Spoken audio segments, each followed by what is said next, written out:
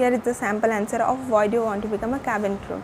And the answer is, I wanted to become a cabin crew since my childhood. I have waited for the right time to do this job. And growing up in a joint family, I know how to do teamwork, how to handle the situation, and I'm an extrovert kind of personality. I just easily connect with people. Being a helpful and approachable person, it makes easier for the passenger to talk to me. So I want to utilize these qualities, and this is the field which is matching with my qualities.